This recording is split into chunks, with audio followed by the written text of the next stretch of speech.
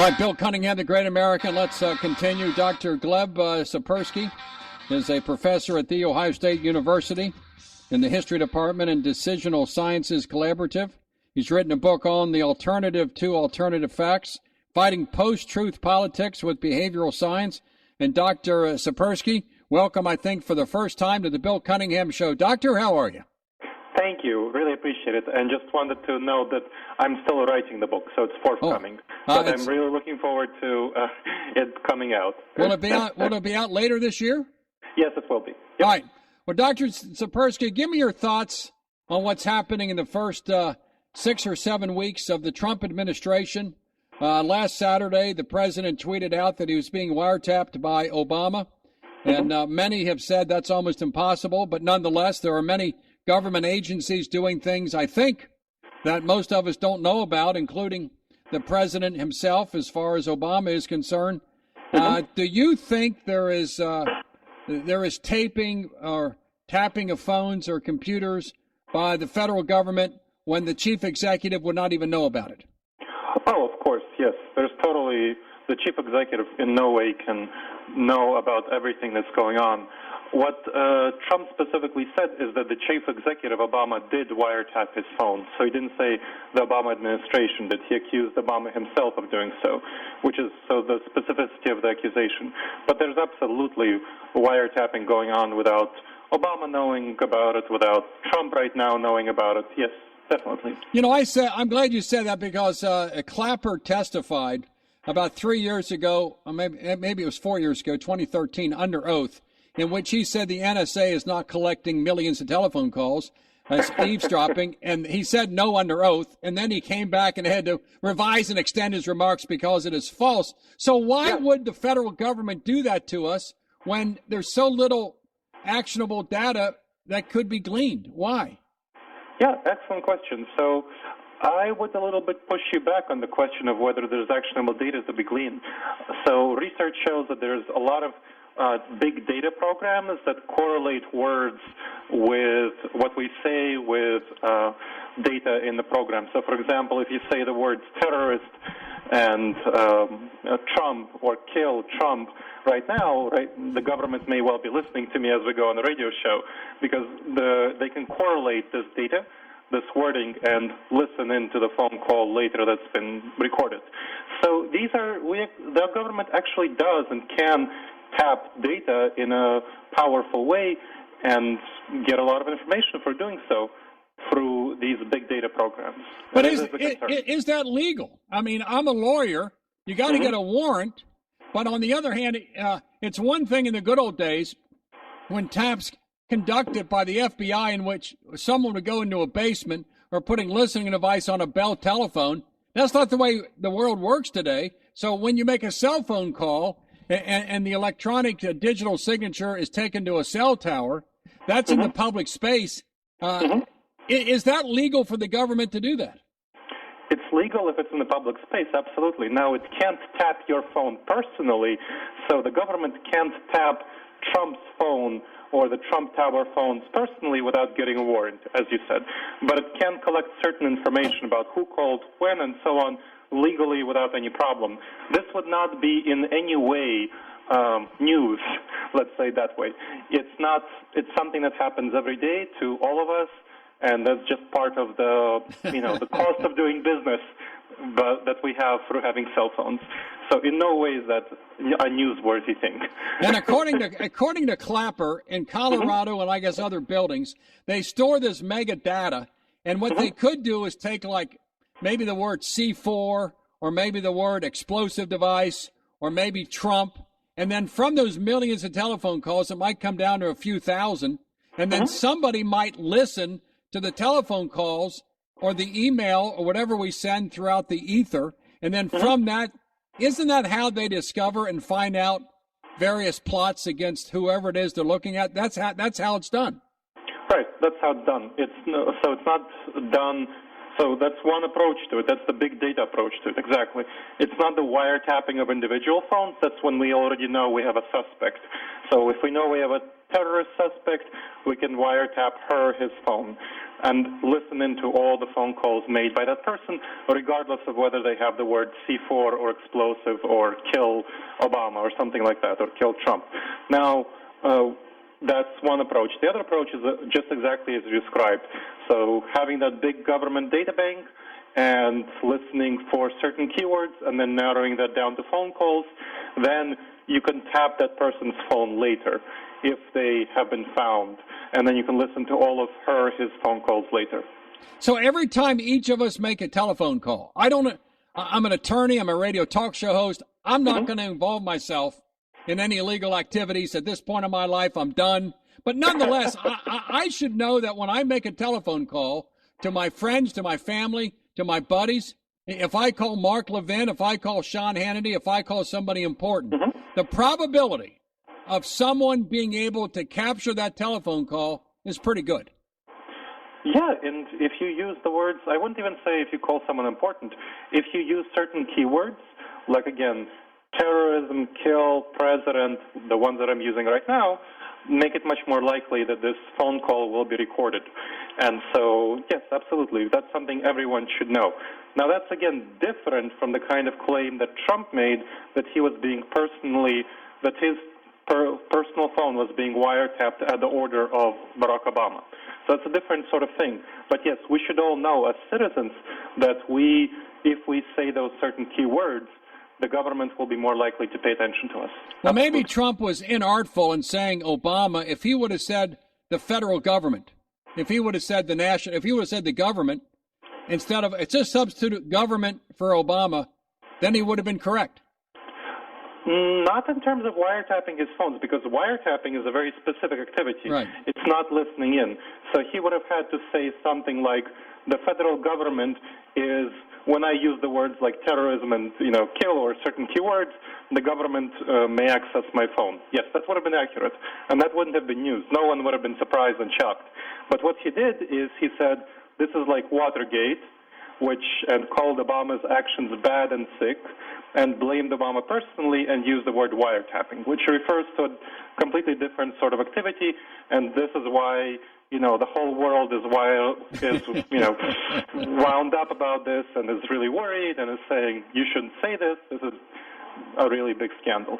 So I don't know if the word inartful references exactly what you meant there, but I think he would have had to have a whole different set of tweets if he didn't want this consequence.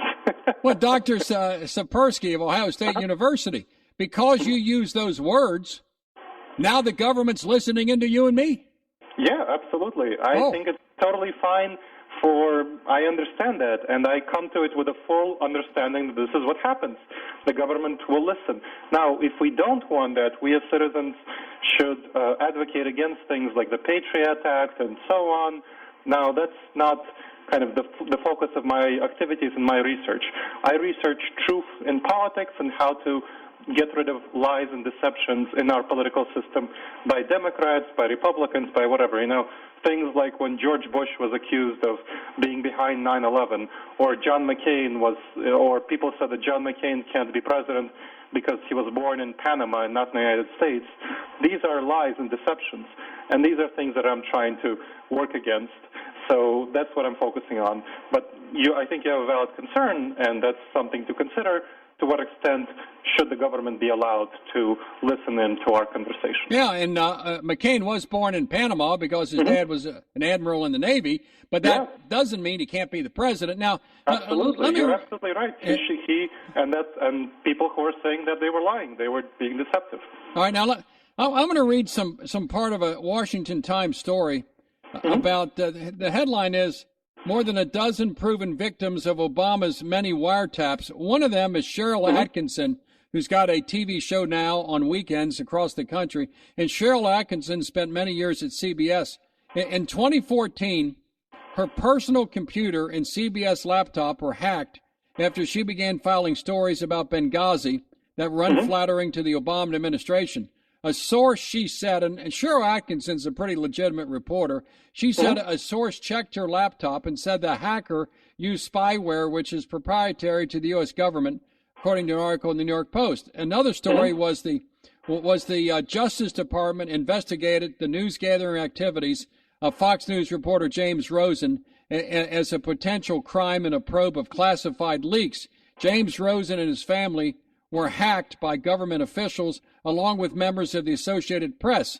Now, because the federal government under Obama seemingly did those things, including intercepting details of critical private meetings between Nicolas Sarkozy, Angela Merkel, and Berlusconi of Italy, and also the private phone calls of Merkel were tapped or captured by U.S. government overseas officials. Because the government does all these things, especially against news reporters, James Rosen, Shero Atkinson, what were the comments of Trump that far off base?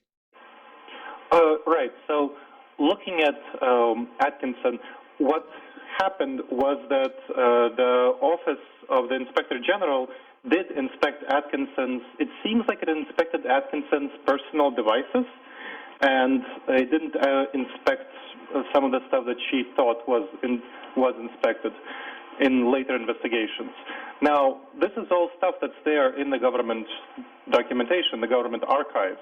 So if Trump has information about this, he could have very easily released it. He is the president right now. Right. He has access to everything. He is the chief of everything right now. To the extent that he has documentation, he can just simply and easily release it. Now, that is the defining thing of how do you determine whether any statement, so this is my area of expertise, and I can comment on this. So whether you have a claim that's evidence-based or not evidence-based. We should expect any such very strong claim, such as the tapping of phones, personal phones in Trump Tower by Obama, direct ordering of tapping, and that is similar to Watergate. That's a very strong claim, and in order to have substantiation for that claim, you need to have some evidence. If you don't have evidence, that's a claim that should be dismissed, because it's a very strong claim. You can also say, Obama is personally spying on my Keynote device, or, the Russian government is hacking everything. If you don't have evidence for the Russian government's hacking, you shouldn't make that claim. Yeah. And Dr. Tsipursky, if you put me in charge, what I would have done with Trump last Saturday morning, what I would have done is saying, I'm not going to tweet out about this. I'm going to bring in the director of the NSA. I'm bringing in the new director of the DNI. I'm bringing in the head of the CIA. I'm bringing in all these surveillance actors that are employed by the U.S. government. Sit down in front of me. And I would say privately, guys, I had a suspicion that I was being hacked during the campaign because private conversations I was having suddenly appeared on the pages of the New York Times. It went on and on. The New York Times wrote stories. And the New York Times had a lot of stories saying that government officials said there were connections between the Trump administration and Russia because of the two banks that Paul Manafort was involved in. He should have called them in and said, I'm now the president. Tell me what happened. He had the right. Absolutely. He had the right to do that, correct? He absolutely has. He is the boss. He is the boss of everything. He totally has the right to do that. He is the chief of all of these people. They report to him. He can fire them at his leisure. So, yes, he is the boss. He has all the authority. He can do that. So the fact that he tweeted about this stuff without calling them in and without presenting any evidence is what causes people to disbelieve him. Just like when he tweeted about him winning the popular vote numerous times based on supposedly 3 to 5 million illegal votes cast for Hillary, and there currently isn't any evidence for it, well, people don't believe him right now. So it might be true, or it might not be true, but we don't have any evidence. And when you cry wolf too many times, when there's actually a wolf, people don't believe you. And so what you're saying is that your mission and what you're going to do later this year when you write the book about alternative facts, the alternatives to alternative facts, you want to go back and give specific examples, whether it's Obama talking about like your plan, keep your plan, or whether it's Pelosi. That was the lie of the year. Absolutely, absolutely. Obama knew it, and now. But your point is Democrats and Republicans both massage the truth. Yeah, absolutely. And what we need to do as citizens is hold them accountable. Both Democrats and Republicans hold them accountable. So one of the things, so I run a nonprofit called Intentional Insights, which is a project to promote truth in politics. One of the things we're working on, for example, is a pro-truth pledge to get politicians on all sides of the aisle to sign a pledge to be oriented toward the truth and lining out specifically what that means. Things like, if a fact checker disagrees with you, orient toward what the fact checker says. If you make a strong claim, like Trump did, or like Obama did about you keep your plan, provide evidence for that claim. And if you are, later found out to be mistaken, admit that publicly. So things like this. So get politicians to be accountable to us as voters for the truth. All right, we got to run. Dr. Gleb Tsipursky of The Ohio State University. I'll have you on later this year when you have the book out. And may God bless you, and may God bless The Ohio State University. Thank you so much. And I fully support the Ohio State University and the United States being blessed. God bless.